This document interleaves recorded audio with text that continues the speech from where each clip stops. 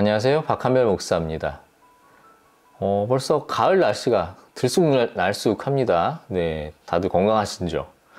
모두 주님 안에서 평안하시길 원합니다.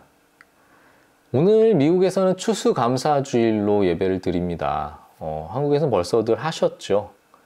저희가 예배의 의미를 돌아보는 중에 이제 하나님 앞에 감사의 예물을 드리는 행위도 있지요. 네, 그런 의미에서 오늘은 산제사를 생각해 봤으면 합니다. 사도 바울은 로마서 12장 1절에서 우리의 삶을 하나님 앞에 산제물로 드리라고 합니다. 그리스도인으로서 살아내야 할 것을 살아내는 것이 예배라는 의미죠. 형제자매 여러분, 그러므로 나는 하나님의 자비하심을 힘입어 여러분에게 권합니다. 여러분의 몸을 하나님께서 기뻐하실 거룩한 산제물로 드리십시오. 이것이 여러분이 드릴 합당한 예배입니다. 아멘. 그렇다면 산제물이 된다는 것은 무엇일까요? 무슨 뜻일까요? 그리스도인으로서 살아내야 할 것을 살아내는 예배가 어떻게 산제사로 된다는 것일까요? 산제물이라는 단어를 보면 이제 쉽게 떠오르는 장면, 창세기 22장에서 아브라함이 이삭을 산채로 드리려 했던 사건일 것입니다. 함께 본문을 볼까요? 창세기 22장 7절에서 14절을 함께 보겠습니다. 이삭이 그의 아버지 아브라함에게 말하였다. 그가 아버지 하고 부르자 아브라함이 얘야 왜 그러느냐 하고 대답하였다. 이삭이 물었다. 불과 장작은 여기에 있습니다마는 번제로 바칠 어린 양은 어디에 있습니까? 아브라함이 대답하였다. 얘야 번제로 바칠 어린 양은 하나님이 손수 마련하여 주실 것이다. 두 사람이 함께 걸었다. 그들이 하나님이 말씀하신 그곳에 이르러 아브라함은 거기에 제단을 쌓고 제단 위에 장작을 벌려 놓았다. 그런 다음에 제 자식 이삭을 묶어서 제단 장작 위에 올려 놓았다. 그는 손에 칼을 들고서 아들을 잡으려고 하였다. 그때 주님의 천사가 하늘에서 아브라함아 아브라함아 하고 그를 불렀다. 아브라함이 대답하였다. 예, 여기 있습니다. 천사가 말하였다. 그 아이에게 손을 대지 말아라. 그 아이에게 아무 일도 하지 말아라. 내가 너의 아들, 너의 외아들까지도 나에게 아끼지 아니하니 내가 하나님 두려워하는 줄을 내가 이제 알았다. 아브라함이 고개를 들고 살펴보니 수풀 속에 숫양 한 마리가 있는데 그 뿔이 수풀에 걸려 있었다. 가서 그 숫양을 잡아다가 아들 대신에 그것으로 번제를 드렸다. 이런 일이 있었으므로 아브라함이 그곳 이름을 여호와 이레라고 하였다. 오늘날까지도 사람들은 주님의 산에서 준비될 것이다 는 말을 한다. 아멘. 하나님은 아브라함에게 100세 낳은 아들 이삭을 바치라고 합니다. 그 전에 하나님은 아브라함의 자손으로 민족을 이루고 또 그들이 있는 땅을 통해서 복을 베푸실 것이다 라고 약속을 하셨는데요. 아브라함은 100세가 되어서야 아들 이삭이 생기게 됩니다. 그런데 이렇게 받은 이삭을 번제물로 태워서 하나님한테 바치라는 것이죠.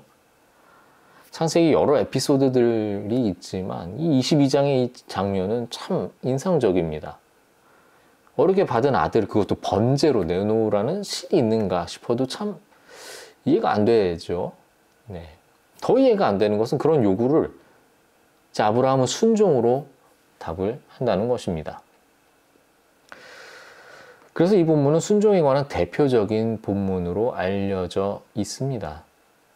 그래서 아실 만한 분들은 이미 이 본문을 통해서 어려움 가운데 순종하는 것의 의미를 이미 찾으셨을 것입니다. 오늘의 결론도 사실은 그와 크게 다르지 않습니다. 하지만 조금 더 생각해보는 그런 시간이 되었으면 합니다. 오늘 함께 볼 작품은 17세기 이탈리아 바로크 거장 카라바조의 작품입니다. 얼마 전까지 17세기 네덜란드 바로크 작가 렘브란트의 작품을 함께 봤었죠. 렘브란트는 화면 안에 빛의 명암 대비를 아주 잘 살려서 작업을 했습니다. 그에게 영향을 줬던 작가가 바로 이 카라바조 장면입니다. 비록 렘브란트가 이탈리아까지 가보지는 못했지만 이 카라바조의 스타일이 네덜란드에까지 이 영향을 미쳤을 정도면 그 당시로서는 유럽 세계에서는 상당히 센세이션을 일으켰나 봅니다. 카라바조는 그 명성에 많은 작품을 의뢰받아서 제작을 했던 것 같습니다. 특히나 성서 배경의 내용을 많이 그렸는데요. 렘브란트와 마찬가지로 그 표현을 위해서 성서에 나타난 내용에 대해서 상당히 많이 고민을 하고 표현을 했던 것 같습니다. 제가 몇 차례 여기서 나눈 적이 있는데요. 제자들 시리즈 할 때 카라바조가 마태와 도마를 표현했던 작품들을 저희가 봤죠. 의심하는 도마 작품을 봐서도 알겠지만 나무란 제자들의 복장도 그렇고요. 직접 창에 찔린 예수님의 상처에 손을 넣어서 또 가까이 자세히 들여다보는 이 장면은 예수님과 사도들을 거룩하게만 그렇게 표현했던 당시의 풍토에 상당히 큰 충격을 안겼다고 합니다. 실제로 어떤 경우에는 수도원 같은 곳에서 제작을 이렇게 의뢰를 하고 작품을 확인했는데 이제 너무 이제 부담스러워서 그렇게 부담스러웠는지 반려가 된 경우도 있었다고 합니다. 마태복음을 쓰는 마태의 장면도 비슷한 경우가 있었다고 합니다. 처음에는 남루한 마태가 글도 잘 모르는지 천사가 직접 손 위로 어떻게 쓸지 가까이서 알려주는 장면으로 연출했지만 이 그림은 의뢰 측에서 받아들여지지 않고 천상에서 내려온 천사가 이렇게 공중에서 이 거룩한 자태의 마태에게 말로 이렇게 쓸 것을 알려주는 장면으로 카라바조가 다시 그리게 되었다죠. 그렇게 카라바조는 사실적 표현에 대한 작가적 자존심과 이렇게 자부심이 대단하긴 했어도 이 미켈란젤로와 같이 끝까지 이게 의뢰인과 기싸움을 하기보다 차라리 작품 재제작을 하는 등의 이런 타협을 하는 모습을 보여줬던 것 같습니다. 게다가 기질도 상당히 불안정하고 거칠어서 싸움에 휘말리고 살인을 저지른 경우도 있다고 합니다. 이쯤 되면 카라바조의 삶의 성향을 조금은 엿볼 수 있겠죠. 능력은 널리 인정받을 정도로 출중하지만 이 불안하고 나름의 뚜렷이 지향하는 바가 있긴 하지만 그것에 서화를 걸지는 않아 보이죠. 신앙과 거룩함에 대해서도 남들과 다르게 현실 안에서 새롭게 이해했던 것 같기도 하지만 누군가를 이렇게 죽이기까지 했던 그런 성과 속이 이 불안하게 얽힌 인생으로 보입니다. 이를 염두에 두고 이삭의 희생을 함께 볼까요? 카라바조의 이 장면은 역시나 실제 이곳에서 일어나는 것 같이 그의 당대를 무대로 하고 있습니다. 비록 성경의 배경은 중동이지만 이 장면은 유럽의 어떤 동네 같죠, 그죠? 심지어 뒤에 멀리 성당같이 보이는 건물도 보입니다. 그리고 말씀에 묘사된 대로 아브라함으로 보이는 노인이 산 위에서 제단으로 보이는 이 바위 위에 이렇게 있는 소년의 목을 칼로 긋기 바로 직전입니다. 그 주름진 두 손에는 이렇게 힘이 들어가 있는 것이 보입니다. 하지만 옆으로 천사가 아브라함의 칼 잡은 손을 잡고 또 다른 한 손으로 어딘가를 가리키고 있죠. 그리고 그 방향에는 이삭의 머리 바로 위에 산 양이 하나 있습니다. 역시나 이 어두운 산 그늘 앞에 이 인물들과 양 한 마리는 빛 아래에 이렇게 강렬하게 드러나죠. 사실 말씀에서는 천사가 하늘에서 아브라함을 불렀고요. 순 양은 수풀 속에 이렇게 뿔이 걸려있는 상태였다고 합니다. 그죠? 이 두 장면만 해도 이 거리감이 있는 장면이잖아요. 하늘 위에서 멀리서 있고요. 멀리 이렇게 풀숲에 머리가 걸린 사냥. 거리가 있습니다. 하지만 카라바조는 이 아브라함 바로 옆, 좌우로 가까이 이 두 장면을 병치합니다. 심지어 양의 머리와 이삭의 머리는 이 바로 옆에 붙어있기까지 합니다. 카라바조에게 있어서 하나님의 개입은 더 직접적이고 명확히 드러납니다. 늙은 자신에게 주신 하나밖에 없는 아들을 죽이는 이 손길은 이 거침이 없지만 이를 막는 하나님의 손은 하늘 위에 멀리 떨어져 있지 않습니다.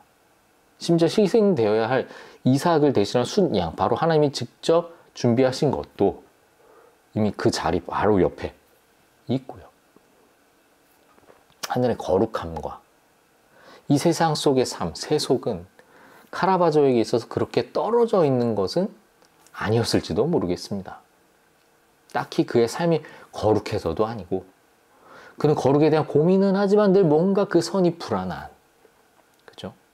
그럼에도 불구하고 그는 하나님이 역사하시는 실제는 분명 이 자리, 현실에 있음을 의식하고 있는 것처럼 보인다는 것이죠. 카라바조는 명성이 있는 사람이기도 했지만 약점이 잘 드러난 사람이었습니다. 신앙인으로 본받을 만한 거룩한 삶을 산 것도 아니었습니다. 그에게는 어쩔 수 없어 보이는 기질로 삶이 얽혀 있습니다. 하지만 그 가운데서도 그는 알았던 것 같습니다. 하나님의 실제는 이 현실 가운데 분명히 역사하고 있다는 사실을요. 그리고 오늘의 본문에 나온 아브라함의 시선도 비슷해 보입니다. 비록 자신은 이해할 수 없는 삶을 살고 있지만, 그래서 이삭을 바쳐야만 하는 상황이 있지만, 이 8절에 나온 것과 같이 번제로 바칠 어린 양은 하나님이 손수 마련하여 주실 것이다 라고 선언한다는 것이죠. 역시 이에 대한 해석을 히브리서에서도 함께 나누고 있습니다. 하나님께서는 이삭을 죽은 사람들 가운데서도 되살리실 수 있다고 아브라함은 생각했던 것입니다. 그러므로 비유하자면 아브라함은 이삭을 죽은 사람들 가운데서 되받은 것입니다. 아멘. 우리의 믿음은 죽은 것에서도, 속된 것에서도, 이 세상에서 어찌할 수 없는 것들, 기질들, 이해할 수 없는 것들 사이에서도 이 거룩하신 하나님이 직접 그 가운데 계시고 일하시고 살리시고 거룩하게 하신다는 것을 바라봐야 한다는 것입니다. 그렇게 하나님이셨던 예수님이 우리에게, 우리 가운데 직접 오셨던 것 같죠. 그렇다면 우리는 우리의 약점을 그냥 두어서도 안 되겠지만, 그렇다고 주저앉아 그것에 얽혀 있을 필요도 없습니다. 하지만 우리의 그 어쩔 수 없는 상황에서도 우리는 하나님의 일하심을 그 자리에서 경험하길 원합니다. 하나님의 실제를 인정하기를 원합니다. 그렇게 우리의 현실에서 산제사, 심지어 이삭을 드릴 수 있을 만큼의 믿음의 결단이 있기를 원합니다.